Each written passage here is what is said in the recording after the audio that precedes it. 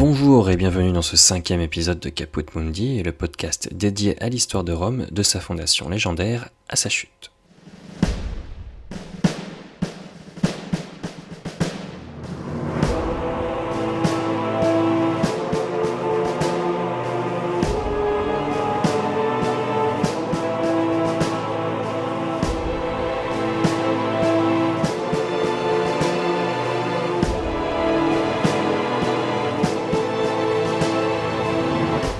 Dans l'épisode d'aujourd'hui, je vous propose de nous intéresser aux premières heures de la République romaine.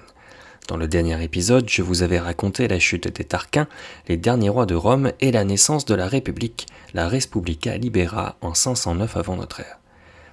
Aujourd'hui, je vous propose d'avancer jusqu'à l'année 494 avant notre ère, moins d'une décennie depuis la fondation de la République, à un moment où l'organisation sociale de la cité et le contexte extérieur pèsent sur l'oligarchie en place.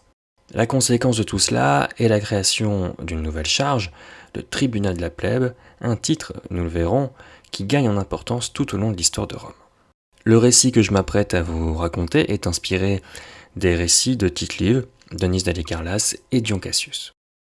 À la suite de ce récit, nous verrons en quoi la lutte de la plèbe contre le patriciat a changé la face de Rome pour les siècles à venir. Je vous raconte donc le serment de la plèbe, le conflit des ordres dans Caput Mundi.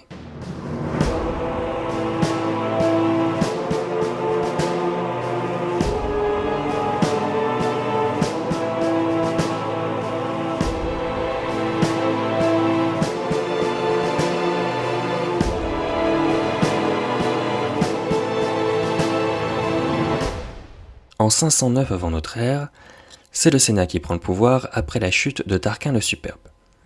Le pouvoir régalien, c'est-à-dire le pouvoir du roi, est confié à 2 magistrats suprêmes, élus pour une année civile, les consuls. Ces consuls sont choisis parmi les patriciens, un terme qui désigne les familles les plus anciennes de Rome. Tous ceux qui ne sont pas patriciens sont plébéiens, le peuple. Les patriciens dirigent donc Rome, ils sont soit sénateurs, soit consuls, soit titulaires d'une magistrature au service de la cité, mais en somme, ils forment le gouvernement de Rome en oligarchie, comprenez un régime politique dans lequel la souveraineté appartient à une classe restreinte et privilégiée. Et comme souvent, les efforts sont demandés à la plèbe. Le contexte de la République est très simple à exprimer. Après la chute de la monarchie, la République a dû lutter contre les Tarquins et ses alliés qui voulaient réinstaurer la monarchie, mais également contre les peuples voisins, sans cesse en guerre, dans un jeu d'alliances complexe. Rappelons tout de même que Rome, au prix du sang, est l'une des puissances majeures d'Italie, même après la chute des Tarquins. Une des conséquences de tout ce contexte est une crise économique et sociale. Les plébéiens sont appelés régulièrement dans les légions de Rome et doivent abandonner leur famille, leur maison, leur travail, et doivent vivre de dettes pour aller en guerre sans tout perdre. Une dette qu'ils contractent auprès des patriciens. Et ceux qui ne règlent pas leurs dettes sont privés de liberté et réduits en esclavage. Une situation et une emprise de la plèbe qui devient inacceptable à l'approche d'une nouvelle guerre. La guerre approchant, la mobilisation est demandée par le Sénat. Mais les plébéiens, endettés ou privés de liberté, ne l'entendent pas de cette oreille. « Et quoi ?» disaient-ils dans leur indignation. « Nous qui combattons au-dehors pour la liberté et pour l'Empire, nous ne trouvons au-dedans qu'une captivité et une oppression. La liberté du peuple romain est moins en danger durant la guerre que durant la paix, au milieu des ennemis que parmi des concitoyens. » Laissez-moi vous citer Tite-Live. Un vieillard se précipite dans le forum tout couvert des marques de ses nombreuses souffrances. Ses vêtements sales et en lambeaux offraient un aspect moins hideux que sa pâleur, et l'extrême maigreur de son corps exténué, une longue barbe, des cheveux en désordre, donnaient une expression farouche à ses traits. On le reconnaissait cependant, tout défiguré qu'il était. On disait qu'il avait été centurieux. Tous, en plaignant son sort, rappelaient ses autres récompenses. Lui-même montrait sa poitrine, couverte de nobles cicatrices, qui témoignaient de sa valeur en plus d'une rencontre. On lui demandait « Pourquoi cet extérieur ? Pourquoi ces traits ainsi défigurés ?» Et comme la foule qui se pressait autour de lui était presque aussi nombreuse qu'une assemblée du peuple, il prit la parole. Pendant qu'il servait contre les Sabins, sa récolte avait été détruite par les dévastations de l'ennemi. Bien plus, sa ferme avait été brûlée, ses effets pillés, ses troupeaux enlevés. Obligé de payer l'impôt, dans une détresse aussi grande, il s'était vu contraint d'emprunter. Ses dettes grossies par les intérêts l'avaient dépouillé d'abord du champ qu'il tenait de son père et de son aïeul, puis de tout ce qu'il possédait. Bientôt, s'étendant comme un mâle rongeur, elle avait atteint sa personne elle-même. Saisi par son créancier, il avait trouvé en lui non un maître, mais un geôlier et un bourreau. Voici la situation du peuple romain à la veille d'une nouvelle guerre contre les Volsques. La clameur monte sur le forum, et bientôt c'est toute la cité qui entre dans une colère sombre, la même espèce de colère qui avait fait tomber Tarquin le Superbe, une colère qu'on ne pouvait pas éteindre avec de vaines paroles. Les sénateurs sont pourchassés et les consuls contraints d'agir avec fermeté. Le Sénat est convoqué en urgence, mais les sénateurs sont soit derrière les consuls craignant la colère du peuple, soit ils n'osent même pas entrer dans la curie. Le peuple pense alors que les sénateurs ne font que gagner du temps en faisant traîner les débats. Pendant ce temps, il était trop tard. Les Volsques arrivaient avec une grande armée pour assiéger Rome. Les Romains préfèrent mourir de la guerre que des maux de la cité. Pour régler le problème provisoirement, un édit est pris des consuls interdisant de faire prisonniers des citoyens pour des dettes et de saisir des biens tant qu'ils seraient en guerre. Les citoyens prisonniers sont libérés sur le champ et la guerre prend le dessus sur la révolte. Les Volsques sont balayés rapidement, mais d'autres peuples se joignent au combat. En quelques jours seulement, les Romains résistent et mettent en déroute les Sabins et les Orins. Tant de fois vainqueurs, le peuple romain attend du Sénat et des consuls une application stricte de l'édit qui devait les protéger des dettes et des patriciens. Mais cela n'était pas de l'avis du consul Appius, qui, contrairement à son collègue, voulait faire taire le peuple par la force de la loi et non par la force des négociations. Il fit arrêter bon nombre de Romains, encore soldats. Servilius, l'autre consul, tombait dans le piège du débat. Ses actions étaient lentes, tandis que les arrestations étaient rapides et organisées. Servilius passait donc pour un faible auprès des patriciens et pour un homme sans parole auprès du peuple. La colère ne faiblissait pas des deux côtés. En mai, les consuls se disputent la dédicace du temple de Mercure. N'arrivant pas à trancher, le Sénat s'en remet au peuple, et le peuple choisit Marcus Laetorius, un centurion. C'est un affront fait au consul qui ne fait qu'exacerber la colère du Sénat et des patriciens envers la plèbe. Lorsque les Sabins menacent encore une fois d'assiéger la cité, l'appel au peuple ne prend pas. La plèbe n'étant pas certaine d'être protégée, elle ne veut pas remplir ses obligations envers la République. Ils se réunissent la nuit sur l'Aventin, une des collines de Rome, et ils font le serment de ne pas se séparer tant qu'il n'y aura pas de représentants du peuple à Rome. Est ainsi créé le tribun de la plèbe. Ils sont deux. Ils sont désignés pour défendre les intérêts du peuple contre le Sénat, et il est déclaré intouchable, sacro-saint. C'est alors que la légende rattrape l'histoire. La plèbe obtient tout un tas de droits et d'institutions. Afin de mettre fin au pouvoir arbitraire des consuls, la plèbe demande à ce que soit rédigé le droit, par écrit. D'abord réfractaire, le Sénat finit par nommer 10 hommes chargés d'établir par écrit la loi. Les 10 hommes forment un conseil, un collège, les décemvirs. Littéralement les 10 hommes, avec à sa tête Appius Claudius. Le collège est établi pour 1 an avec les pleins pouvoirs sur la cité. 10 tables sont publiées et affichées sur le forum, sur des plaques de bronze. Alors que l'on pense que le travail des législateurs est terminé, ils sont reconduits encore pour 1 an afin de rédiger 2 tables supplémentaires. C'est alors qu'on peut se dire qu'une fois les 2 tables terminées, il y aura 12 tables, et c'est terminé, la vie reprend son cours normal à Rome. Mais c'est sans compter sur Appius Claudius, qui malgré la fin de son mandat, se maintient au pouvoir par la force. Il s'entoure d'une garde armée et bafoue tous les droits que le collège avait rédigés. Ivre de pouvoir, il tombe dans l'excès. Épris d'un soi-disant amour pour Virginia, la fille d'un ancien tribun de la plèbe, il ordonne son arrestation pour la garder auprès de lui. Alors que les licteurs s'apprêtent à l'interpeller sur le forum, le père de Virginia préfère tuer sa propre fille plutôt que de la laisser aux mains d'Appius Claudius. En réaction à ce meurtre, le peuple se soulève contre Appius Claudius et la plèbe fait à nouveau sécession en quittant la cité pour s'installer sur le mont sacré.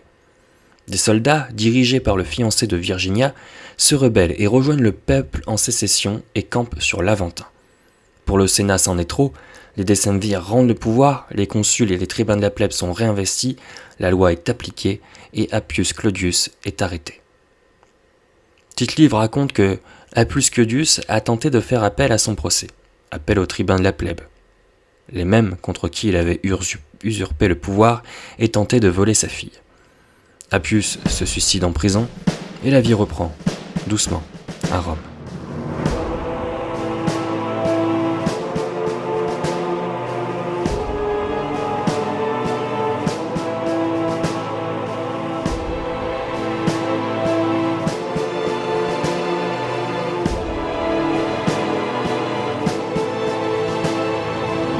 Comme je le disais, la République est naissante. Après la chute de Tarquin le Superbe, ce sont les consuls qui occupent la fonction royale à la différence des périodes d'interrègne, ce laps de temps entre les règnes des rois où le Sénat occupait l'espace politique. Là, ce sont 2 consuls qui sont élus pour 1 an. On ignore encore pourquoi 2 consuls au lieu d'1, une forme de pouvoir originale dans l'Antiquité, car vouée à durer dans le temps et sans monarque. Les consuls sont issus, pour l'heure, des familles les plus anciennes de Rome, et on a tendance à expliquer cette division de la cité romaine entre les patriciens, les pères de la cité, les Romains d'origine, et les plébéiens, le peuple, les Romains de l'immigration, ceux qui sont arrivés par vagues successives depuis la fondation de Rome. Dans cette organisation de la cité, la plèbe n'avait voix au chapitre que si le Sénat lui demandait son avis. En dehors de cela, il était impossible pour le peuple de faire valoir ses droits. L'histoire que je vous ai racontée aujourd'hui parle en fait de ce que l'histoire a appelé les sécessions de la plèbe. La plèbe se retire de la cité, par exemple il se réunit sur le mont Aventin, une colline à l'extérieur du Pomerium à l'époque, la limite de la cité. En se retirant de la cité, la plèbe refuse de prendre part à la défense de Rome et laisse le destin de la cité aux patriciens. Alors on l'a vu rapidement, il y a 2 façons de réagir, soit on discute avec la plèbe, soit on ne discute pas. Et cette fois, aucune des 2 façons de faire n'a fonctionné. L'un est passé pour un faible et un menteur, et l'autre pour un tyran. C'est alors qu'est arrivé quelque chose d'inédit dans l'histoire de Rome, la plèbe a créé ses propres institutions. C'est ce que les historiens, dont Mommsen, ont appelé l'État dans l'État, un système parallèle au pouvoir en place, mais réservé pour l'heure aux plébéiens. Les tribuns de la plèbe, dans un premier temps, ils sont 2, en miroir finalement des consuls, puis un seul, même si on ne sait pas exactement quand la transformation s'opère. Le tribun de la plèbe a de grands pouvoirs et de grandes responsabilités. Il est le défenseur du peuple, il a le droit de veto sur le Sénat, et il est sacro-saint, c'est-à-dire que sa personne est intouchable et que lui porter atteinte serait une offense directe aux dieux. Nous sommes au 5e siècle, avant notre ère, et le peuple est doté, en parallèle des institutions traditionnelles, d'un tribun avec des privilèges de haute importance. La plèbe se voit également accorder la propriété du mont Aventin et elle se dote d'une assemblée, le concile de la plèbe. Ce concile est chargé, entre autres, d'élire les tribuns, mais peut aussi voter des plébiscites, des sortes de lois applicables aux plébéiens. Il y a de nombreuses choses, en vérité, à dire sur la plèbe et cet état dans l'état qui s'est instauré au nez et à la barbe du Sénat, mais nous y reviendrons tout au long de l'histoire de Rome. Pour l'heure, j'aimerais vous parler rapidement de la loi des 12 tables, que l'on connaît peut-être toutes et tous grâce à nos cours de collège et qui est un fait intéressant dans l'histoire antique.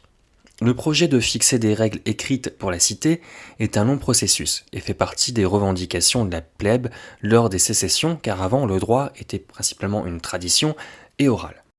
Elle avait pour but notamment cette initiative de fixer les prérogatives des consuls. Longtemps rejeté par le Sénat, un collège de 10 hommes, les décemvirs, sont nommés en 451 avant notre ère pour rédiger ces lois. Avec un but un peu plus éloigné que l'original, c'est surtout pour les sénateurs de fixer le droit par écrit une bonne fois pour toutes.